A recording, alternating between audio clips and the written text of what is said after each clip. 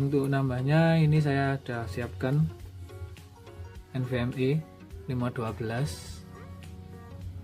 Ini nanti coba kita pasang, apakah terdeteksi di sini. Coba kita pasang.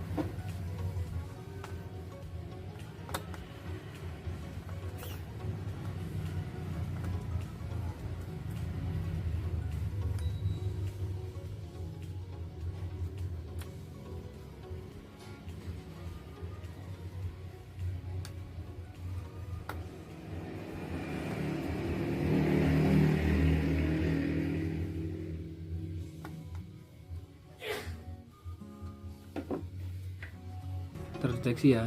Ini untuk NVMe nya, ini NVMe nya yang 512, dan ini